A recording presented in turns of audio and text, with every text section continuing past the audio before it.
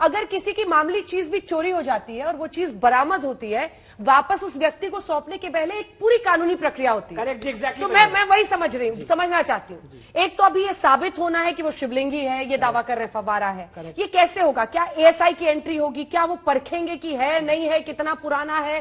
कैसे होगा? ये प्रक्रिया क्या होगी? ये प्रक्रिया देखिए, हमने ऑलरेडी एप्लीकेशन मूव कर दी। एप्लीकेशन नंबर है 82 गा, और हमने यही कहा है कि जो वजू खाने के नीचे दीवार जा रही है जिसमें आर्टिफिशियल वॉल्स, उसको खोल दें। ये कह रहे हैं फाउंटेन है तो दिखा देना भैया फाउंटेन है, हम चुप हो जाएंगे। और अगर हम कह रहे हैं शिवलिंग है तो उसका लेंथ और ब्रेथ और सारी चीजें नाप ली जाए। पर इनका क्या कहना है? ये नापा ही नहीं जाएगा, ये देखा ही नहीं जाएगा। हमने कह दिया फाउंटेन है तो आप चुप हो जाइए। ये चीज एक हेल्दी डेमोक्रेसी में नहीं चल सकती, और इसीलिए ये सारी एप्लीकेशन सब डिस्ट्रिक्ट जज वाराणसी डिसाइड करेंगे। सुधांशु त्रिवेदी जी, थोड़ा सा पॉलिटिकल बातों पर अब आते हैं।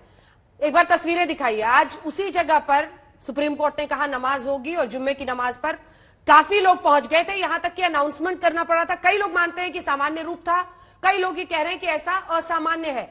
माइक पर अनाउंसमेंट करना पड़ा कि अब इससे ज्यादा लोग अंदर नहीं जा सकते हैं, और फिर लोगों को धीरे धीरे वहां से हटाया गया। मेरा सवाल आपसे यह है कि क्या इस तरह के मुद्दे उठने से देश में जो मुसलमान है वो अलग थलग अपने आप को पा रहा है, इसीलिए ऐसा एक जगह पर इकट्ठा हो रहा है?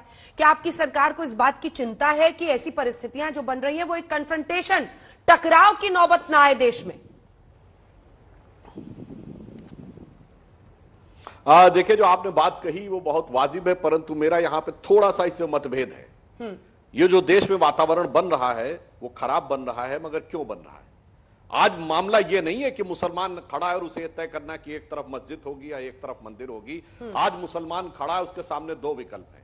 एक तरफ है मुगलिया विरासत की चादर, एक ऐतिहासिक मौका है कि उस चादर को फेंक दे और वो तय कर दे कि हमारा उस मुगलिया मतलब से कोई मतलब नहीं है, हम एक अलग थे। अरे भाई, आप तो दुनिया के दूसरे सबसे बड़े मुस्लिम देश हैं आज की डेट में। इंडोनेशिया के बाद सबसे ज्यादा मुसलमान यहां रहता, अनडिवाइडेड इंडिया तो सबसे बड़ा था।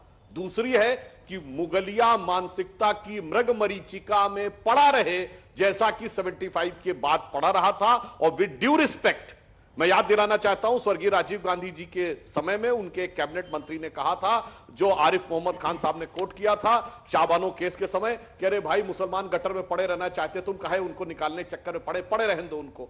अब उनके सामने ये दो विकल्प हैं। ये मैं सैद्धांतिक बात कह रहा हूं। अब आइए बिल्कुल टेक्निकल बात के ऊपर।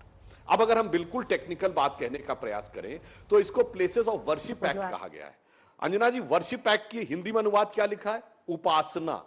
उपासना का क्या अर्थ होता है? यह संस्कृत के दो शब्दों से बना। उप मतलब निकट, आसन मतलब बैठना।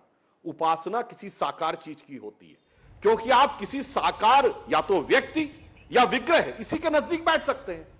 निराकार ब्रह्म की तो सिर्फ प्रार्थना होती है, उपासना होती नहीं है। और चूंकि इस्लाम में साकार ब्रह्म का या साकार ईश्वर का कोई विधान ही नहीं है, तो वहां तो प्लेसेस ऑफ प्रेयर होती, प्लेसेस ऑफ वर्शिप होती नहीं है। नहीं तो हमारे जो विद्वान लोग बैठे बता दें, क्या इस्लाम में उपासना का कोई प्रावधान है? यदि है तो किसके निकट बैठकर उपासना होती है? इसलिए मैं मानता हूं कि अगर गंभीरता से देखा जाए तो वर्शिप का इस्लाम से कोई लेना देना नहीं है, प्रेयर का लेना देना है। और प्रेयर का प्लेस से कोई लेना देना नहीं है, क्योंकि वो रेलवे प्लेटफॉर्म से लेके, सड़क से लेके, एयरपोर्ट से लेके, किसी पार्क से लेके, चलती ट्रेन के अंदर भी हो सकती है। तो इसलिए मैं मानता हूं बहुत टेक्निकली देखेंगे तो कोई लेना देना नहीं है, और व्यापक दृष्टि से देखेंगे तो एक मौका है कि इतिहास को बदलिए और वास्तविकता में समाज, राष्ट्र और अपने समुदाय के लिए एक अच्छी सकारात्मक नजीर प्रस्तुत करें। ठीक है।